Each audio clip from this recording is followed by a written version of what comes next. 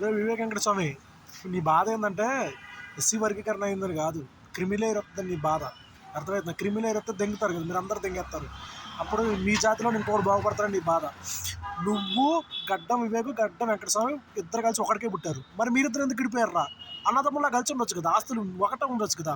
అట్లాంటిది ఏ కులం సపరేట్ కులాలు పుట్టాడు, మీరు అన్నదమ్ములు ఎట్టయితారా? విడిపోవాలా? అది సుప్రీంకోర్టు ఇచ్చింది. సుప్రీంకోర్టు ఇచ్చిన తర్వాత నువ్వేం మీకేదేమో నువ్వేం చేస్తారు. నువ్వు ఎంత తిరిగినా, ఏం చేసినా, ఎన్ని ఉద్యమాలు పెట్టినా, ఏమైనా చేసుకున్నా, కింద మీద పడ్డా కానీ వర్గీకరణ అయ్యేది అవుతుంది. అర్థం? అది ఆగదు. నీ బాధ ఏంటంటే వర్గీకరణ కాదు, క్రిమిలేయర్ తీసేయాలి. క్రిమిలేయర్ తీసేస్తే ఇప్పుడు నువ్వు మీ అయ్య ఎమ్మెల్యే మినిస్టర్ చేసినాడు, ఇప్పుడు నువ్వు ఎమ్మెల్యే మినిస్టర్ చేస్తావు, నీ తమ్ముడు ఎమ్మెల్యే మినిస్టర్ చేస్తావు, నీ కొడుకులు కూడా ఎమ్మెల్యే మినిస్టర్ చేస్తారు, నీ మనవలు కూడా చేయాలని. అదే ఇప్పుడు ఆ వర్గీకరణ వచ్చి క్రిమిలేయర్ అయితే నువ్వు చేస్తావు. తర్వాత నీ కొడుకే ఉండదు. ఎస్సీ కోటలో ఎస్సీలో పోటీ చేయడానికి ఉండదు. అదే కాన్స్టిట్యున్సీ నుంచి బాలకృష్ణ పోటీ చేస్తారు.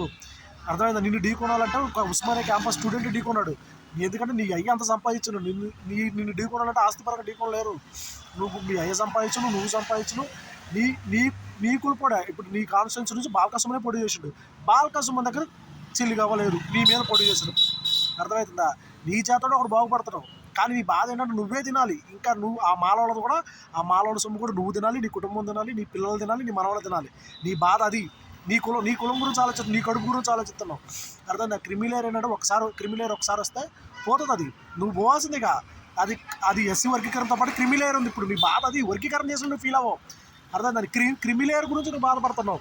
ఈ వివేక్ గడ్డం ఫ్యామిలీ బాధపడేది ఏంటంటే క్రిమిలేయర్ గురించి. అర్థమైందా? మాలో ఏంటంటే ఉద్యోగస్తులు మీ జాతిలో కూడా లేని వాళ్ళు ఉన్నారు. మీ జాతిలో కడుపుకు తినడానికి కూడా లేని వాళ్ళు ఉన్నారు తెలుసా మాలోళ్ళ. అట్లాంటి ఒక్కడన్నా బాగుపడతాడు. అర్థమైందా? నీ బాధ నువ్వు అది ఆలోచిస్తున్నావు, కానీ నీ కడుపు గురించి ఆలోచిస్తున్నావు, నీ జాతి గురించి ఆలోచించట్లా. నీ పదవి కోసం, నీ కొడుకుల కోసం, నీ మనవల కోసం, నీ వంశం గురించి ఆలోచిస్తున్నావు. నీ జాతి గురించి ఆలోచించడం అయితే ఈ పాటికి తప్పుకొని నీకు వేరే క్యాండిడేట్ అదే కాన్స్టిట్యూన్సీ నుంచి ఇచ్చేవాడు. ఇప్పుడు నువ్వు ఎమ్మెల్యే, మీ అన్న మినిస్టరు, మళ్ళీ నీకు ఇప్పుడు మినిస్టర్, ఎంపీ, మీ అన్న ఎంపీ, నువ్వు ఇప్పుడు మినిస్టర్ కావాలా? ఇది నీ ఫ్యామిలీ చరిత్ర. ఏంటంటే నువ్వే తినాలి. ఆ ఎస్సీ అనే పేరు వాడుకొని నువ్వు తినాలా. అదే నీ బాధ. అది తప్ప వేరే ఉద్దేశమే లేదు నీకు. నీ జాతి అంటున్నావు, కానీ నీ జాతి గురించి పోరాడేవాడివే కాదు నువ్వు.